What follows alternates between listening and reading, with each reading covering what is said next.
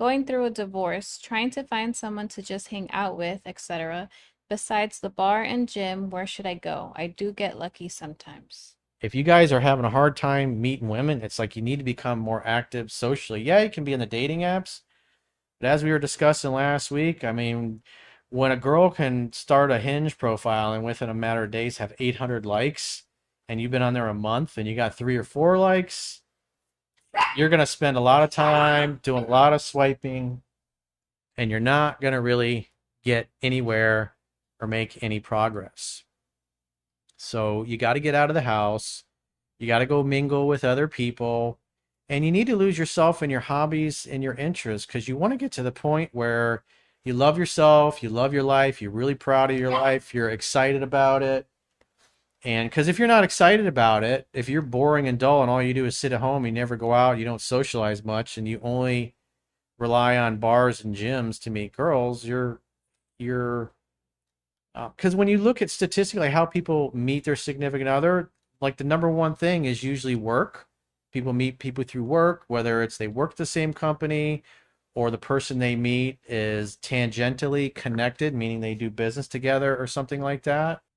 And the other one is like their social circle. So you need to do things that are fun, that are enjoyable, that make you smile, that make you happy, and the other like-minded people are out doing those same kinds of things because when you're happy, you're smiling, you're engaged, you're hanging out with other people, you get introduced to other people. It's, if you're only relying on bars and the gym, that tells me it sounds like you got a pretty boring life and you're not really doing very much other than working.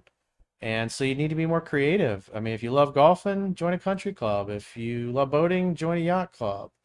Another thing is you got run clubs are kind of a big thing. You got Pilates classes, you got yoga that you can go to.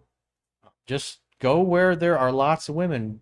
Beer and wine festivals, art openings, like where I live. Once a quarter, they shut the street down and they have people from all over the country come with their and display their sculptures, their paintings, their unique art, and just really cool stuff that you never seen before. And so there's so many people there. If you're into those things, it's really easy to talk to them.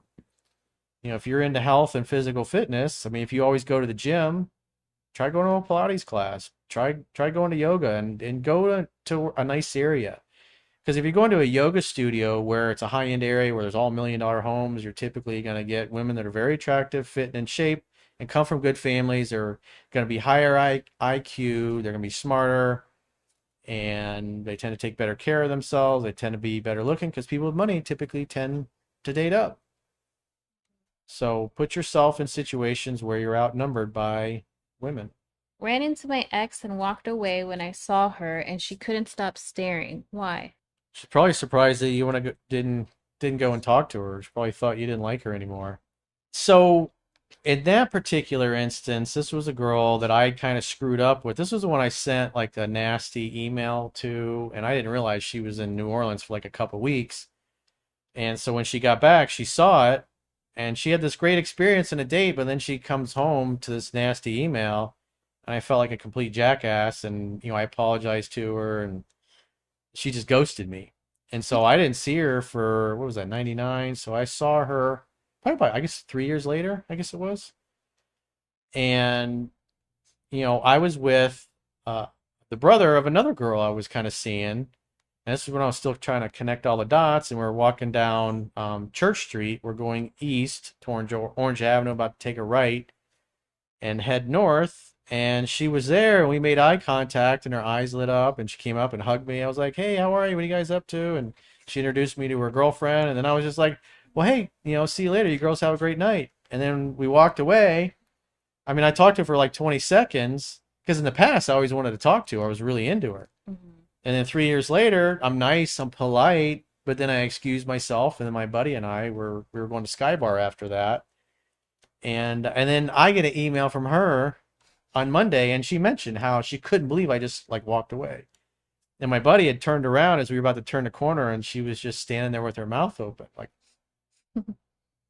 So she reached out. So who knows? Maybe your ex reaches out, but I would say on some level, she liked that she saw you, but if you just like scurried away like a cockroach, running, oh my God, it's Dex, what do I do? Let me run away. Not run and hide.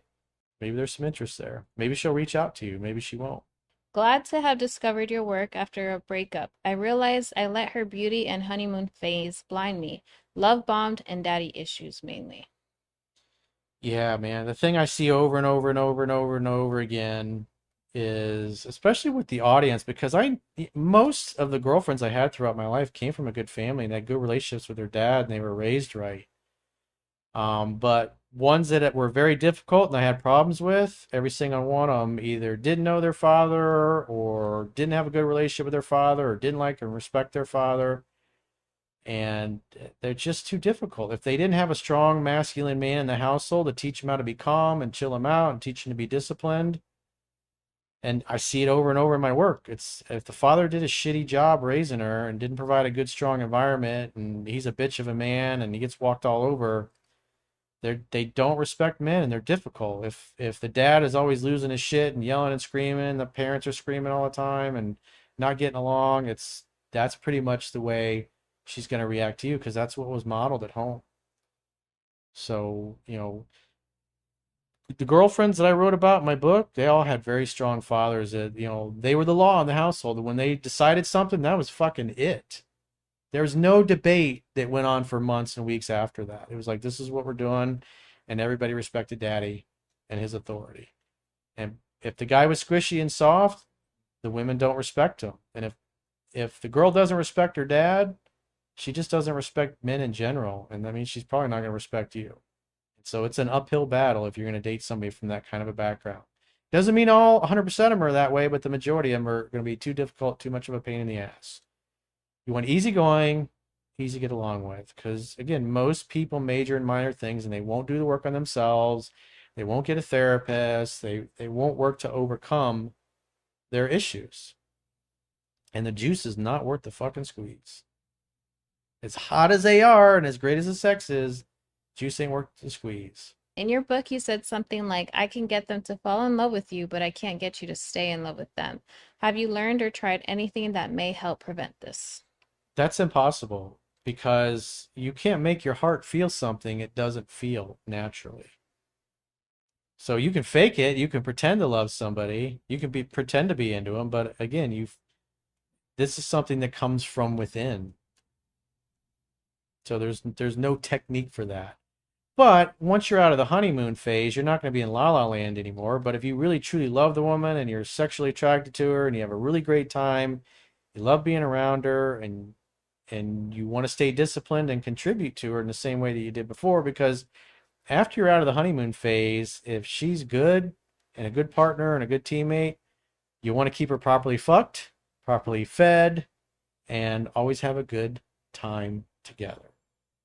And so even when you don't feel like it, if she's a little frisky, you're not gonna go, oh, my back hurts. I'm not in the mood, honey. Just fuck her and give her the meat missile, because there's gonna be times where you want to beat up her pelvis and she's not gonna be really into it. But since you're always getting her off, even if she's tired, she might just say to you, I'm just gonna lay here. You're gonna have to do all the work, honey. I love you. Just go to town.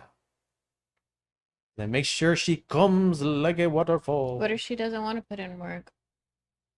Well, if she doesn't want to put in work, then she probably has low interest and you got other issues. Then she don't want it that bad. Yeah. And somewhere along the way, his game got a little sloppy. Had definite date and spent 45 minutes on video chat. Set date Tuesday, but got stood up Thursday. Did not get mad, but unmatched. Was that a B word move? Bitch move. Yeah.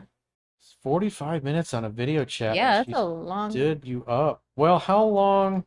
So literally 2 days later.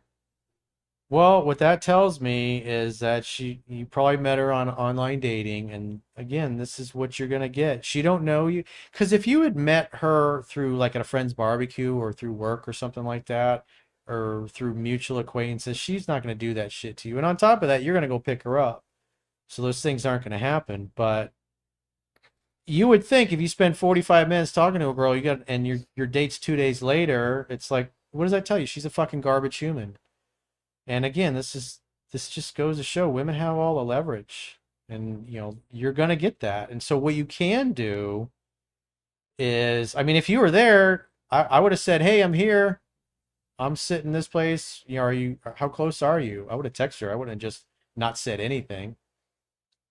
Um, but one thing you can do is if it's online dating and you're not really sure if she's going to show up or not, you know, and say your date is at 5 o'clock, text her at like 1 or 2 in the afternoon saying, "Hey, I'm running a little late at work. Can we push the date back to 5:30? Does that work for you?" And she might go, "Oh, I completely forgot it. Oh no, I can't make it." And then you know not to go. But that's unusual. Spend 45 minutes with somebody, and so that tells me the video chat didn't go as well as you thought it did. He probably made it last longer than it really needed to, and she was probably over it. Yeah, she's probably bored. She didn't give a fuck because she's like, she's never gonna see you again. Yeah. You were probably asking too many questions, and she's just like, ugh. Yeah, what I would do is I would talk, you know, when I was doing online dating, 10 minutes, maybe 15 minutes. That's what I discussed in my book. That's what I discuss in the article, The Ultimate Online Dating Profile, because you're just trying to see, does the conversation flow? Is she nice? But, you know, again, when you hung up after 45 minutes, she wasn't into it, and she's a garbage human. She didn't give a fuck. That, again, if you're gonna exclusively lean on dating apps, you're gonna get that stuff's gonna happen. But texting them on the day of the date to push it back 30 minutes is a good way to go about it. Because if they don't respond, then you know not to show up. If they go, "Oh, I forgot," even though it was like 2 days earlier you set the date, just means they don't really want to see you. First date last night, good kiss at the end. Not sure. I'm feeling it though. I know to let the cake bake, but what if she initiates contact sooner? Well, make a date if you want. Put your big boy pants on and decide yourself whether or not you want to go out with her. It's not my job to tell you who you should and shouldn't date. If you're not feeling it though, then don't go out with her again. But if you're willing to give her the benefit of the doubt and she reaches out sooner, then make the next date and see what happens. At the very least, you can get some extra practice applying what's in the book. Because when you meet a girl who you really like and who really likes you, then that's when it gets really hard to follow what's in the book.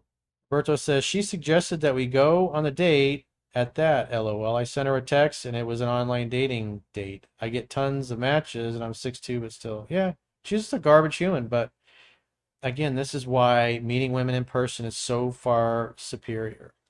Is that's what you got to deal with. You got to deal with, like, one of the girls a couple weeks ago. We were talking. She showed up on a date and this guy's pictures were like 6 years old and he was fucking fat. He didn't look anything like his pictures. I mean, those things are going to happen. It's just, it's much easier and you have a much better experience when you meet women in person. You can read their body language and you click with them, especially if you meet them through mutual friends.